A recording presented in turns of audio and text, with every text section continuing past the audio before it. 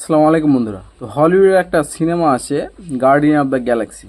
সেখানে একটা famous dialogue আছে, রকেট বলছে যে 900 চুহে খাকে বিল্লি হজ কো চলি। 900 चूहे खाकर बिल्ली हज को चली।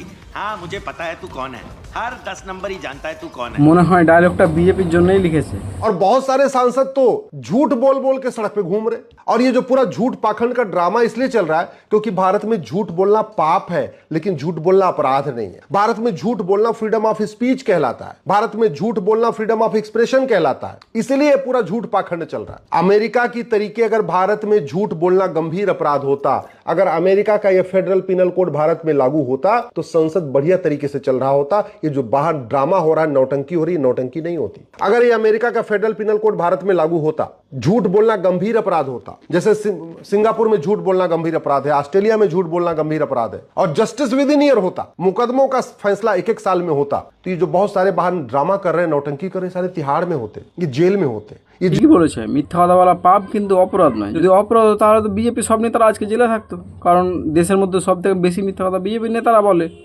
দিন রাত এখানে ওখানে মিথ্যা কথা বলতে গিয়ে ধরা পড়ছে, সোজাসুজি ধরা পড়ছে, কিন্তু কিছুই হচ্ছে না। আর এদের মধ্যে সবচেয়ে বড় মিথ্যাবাদী হচ্ছে আমাদের প্রধানমন্ত্রী।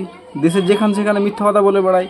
কোথায় বলছে যে 2 কোটি চাকরি দিবে, কোনো পাত্তা নেই। 15 লক্ষ টাকা ঢুকাবে অ্যাকাউন্টে, পাত্তা নেই। পেট্রোল ডিজেলের দাম কমবে বললে কোনো খবর নেই। গঙ্গা পরিষ্কার হবে বললে তারও কোনো ব্যাপার নেই। মানে মিথ্যের ওপরে মিথ্যা বলে যাচ্ছে, আর মিথ্যা শোনার লোকের অভাব নেই। স্ক্রিনে একটা লিস্ট দিচ্ছি আমি, লিস্টটা তোমরা প্রয়োজন হলে পজ করে দেখে নাও যে নরেন্দ্র মোদী কী কী কথা দিয়েছিল যে এগুলো করবে, কিন্তু এগুলোর মধ্যে আদৌ একটাও পূরণ হয়েছে কিনা। মানে কিছু লোক এমন আছে না, যাদেরকে মানে যেটা বলবে সেটা শুনবে, যাচাই করার কোনো প্রয়োজন নেই যে মিথ্যা বলছে কি সত্য বলছে।